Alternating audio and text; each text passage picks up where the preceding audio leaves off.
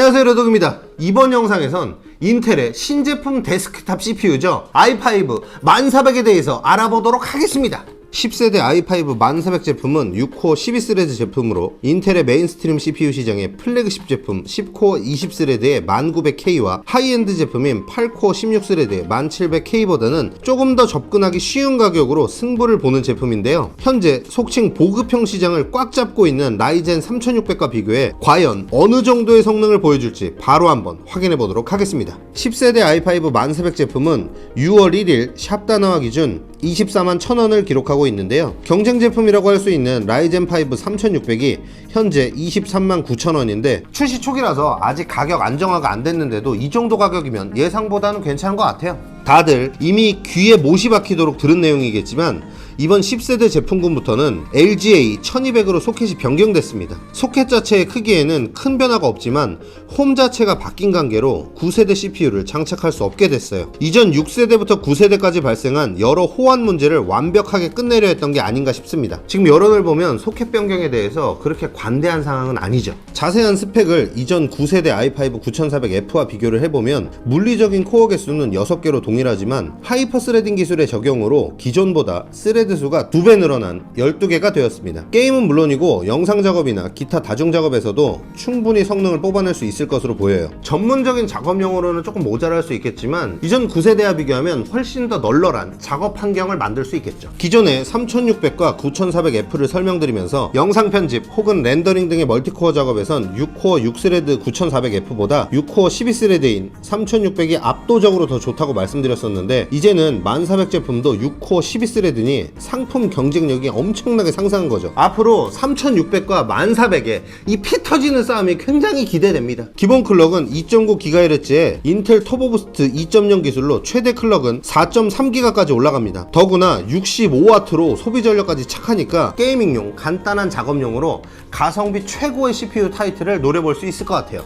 최대 메모리 인식 용량은 128GB이고 CPU의 메모리 최대 인식 클럭은 2666MHz입니다. 램 인식 용량이 이전 세대 9400F에 비해 2배 늘어난 건 뭐 좋다면 좋을 수 있는 일이지만 기본 클럭 인식이 2933으로 오른 i7, i9이랑 다르게 2666에 머물러 있는 점은 굉장히 아쉬운 부분입니다. 보통 같았으면 여기까지만 알려드리고 바로 테스트로 넘어갔을 텐데 오늘은 한 가지 더 말씀드릴 게 있어요. 소켓 바뀐 것도 사실 고가운데 이번에는 인텔의 장난질이 거기서 한 번 더 갔더라고요. 뭐냐?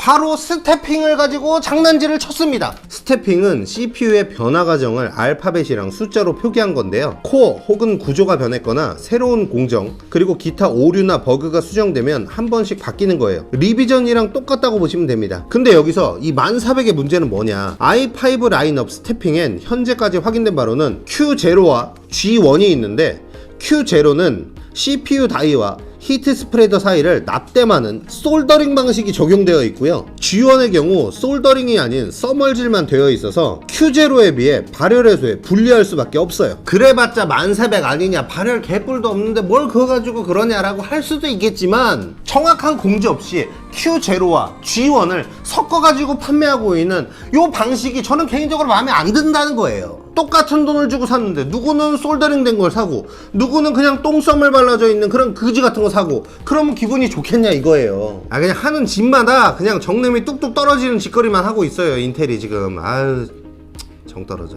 참고로 1600K랑 KF는 Q0 스태핑만 있고요. 1500과 1600은 G1 스태핑만 있다고 합니다. 이 문제는 추후 변경될 수 있는 내용이니 스태핑 관련해 업데이트되는 소식은 하드웨어 커뮤니티를 눈여겨보시는 수밖에 없습니다. 제품에 대한 설명은 대강 드렸으니까요. 바로 성능을 한번 확인해 보도록 하겠습니다. 테스트 시스템은 이렇습니다. CPU는 바이오스에서 아무것도 건드리지 않은 순정 상태로 진행했고요. 윈도우상에서 고성능으로 설정해 놓고 진행했습니다. 램도 국민램이죠. 시금치 8기가 2개를 사용했고요. 그래픽카드는 조텍의 2070 슈퍼를 사용했습니다. 테스트 프로그램으로는 총 6가지로 CPU-Z, 7zip, AIDA64, 시네벤치, 블렌더, 3D마크와 테스트 게임은 배틀그라운드, 디비전2, 모던 어페어로 진행했습니다. 먼저 CPU-Z입니다. 17.01 테스트에서 1400은 481.7점, 멀티 3677.9점을 기록했습니다. 이는 전세대 9400F보다 싱글에서 3.5%, 멀티에서 31.7%가량 상승한 점수예요. 싱글 성능은 향상폭이 생각보다 크지 않는데요. 다음 테스트로 넘어가 보겠습니다.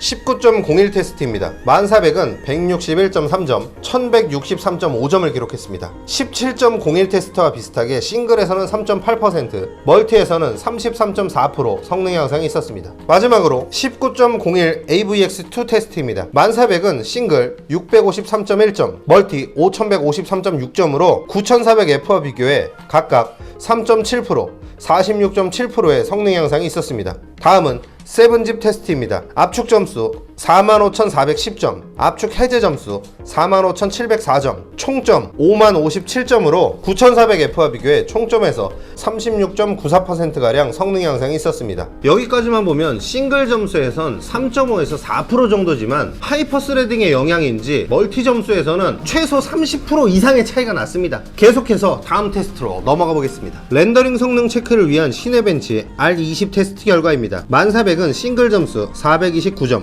멀티 점수 3181점을 기록했어요. 9400F와 싱글 코어 점수는 26점 차이로 상승폭이 크지는 않은데 멀티 코어 점수에서는 810점으로 차이가 꽤나 크게 났습니다. 퍼센테이지로 비교하면 싱글에선 5.4%, 멀티에선 34.8%가량 성능 향상을 보였습니다. 코어 개수는 6코어로 똑같지만 스레드의 차이를 확실하게 체감할 수 있는 그런 점수였네요. 멀티코어 성능 향상폭을 시간으로 측정해보면 어떨까요? 블렌더 BMW27 렌더링 테스트입니다. 9400F는 5분 54초, 1400은 4분 22초로 1400은 9400F보다 약 26%가량 시간을 단축했습니다. 다음은 3D 마크 벤치입니다. CPU 점수만 놓고 보자면 타임스파이에선 36.58%가량 점수 향상을 보였고요. 파이어 스트라이크에선 약 43.91%의 성능 향상을 보였습니다. 다만 재미있는 거는요, 9400F에다 2080 슈퍼를 물렸기 때문에 그래픽 점수가 더 높은 건 맞지만 총점만 놓고 보자면 2070 슈퍼를 사용한 1400의 점수가 더 높았습니다. 한 단계 그래픽 카드가 더 낮은 걸 썼음에도 총점에선 더 높았어요. 자, 이렇게 벤치 테스트를 전부 확인해 봤는데요,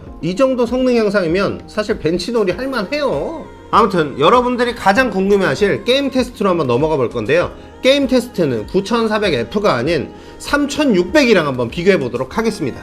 먼저 국민게임 배틀그라운드입니다. 안티, 텍스처, 거리보기만 울트라로 놓고 진행했습니다. 국민 옵션이죠. 3600과 비교해 약 3프레임 정도 앞서는 수치를 기록했습니다. 1400이 3600보다 게임 성능이 좀 더 좋은 것 같은데요, 다음 테스트로 넘어가 보겠습니다. 디비전2 인게임 벤치마크 테스트입니다. 가장 높은 옵션에서 수직 동기화만 비활성화했어요. 1400은 총점 8240점에 92프레임을 기록했고요, 3600은 총점 8012점에 89프레임을 기록했습니다. 9400F로 테스트할 때는 CPU 사용률이 거의 80% 가까이 찍었는데요, 확실히 스레드 수가 늘어나서 그런가 CPU 사용률이 널널한 모습입니다. 그리고 3600과는 약 3프레임 차이인데 꾸준히 3프레임이면 그래도 어느 정도 의미가 있는 차이가 아닌가 싶습니다. 마지막으로 콜 오브 듀티 모던 워페어입니다. 1400은 평균 프레임 155프레임을, 3600은 148프레임을 기록했어요. 둘 다 똑같은 시스템에서 테스트했는데 7프레임 차이면 무시할 수 없는 차이라고 보여지네요. 참고로 모던 워페어는 램오버 영향이 엄청 크진 않아서 순정 3200을 사용하더라도 차이가 크게 좁혀지진 않을 것 같습니다. 자, 결론입니다. 전체적으로 봤을 때 게임 성능과 멀티코어 작업 성능 모두 전세대 9400F보다 한참 위였어요. 그리고 경쟁 제품인 3600과 비교했을 때도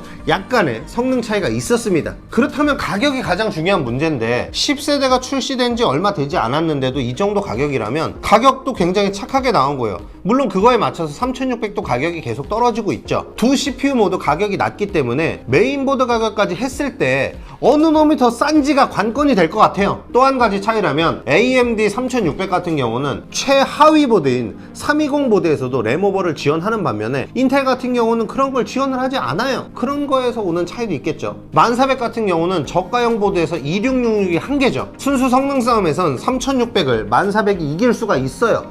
근데 3600의 부가 기능이나 이런 것들까지 계산을 해보면 얼추 비슷한 놈들이 되지 않을까 싶습니다.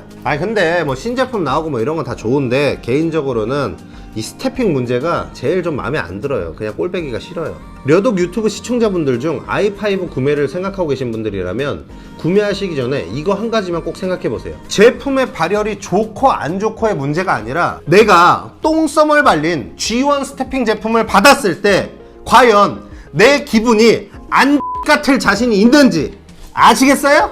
오늘 저희가 준비한 영상 여기까지고요. 영상이 마음에 드셨다면 구독과 좋아요, 알림 설정 부탁드리고요. 다음 영상에서 다시 만나요. 안녕.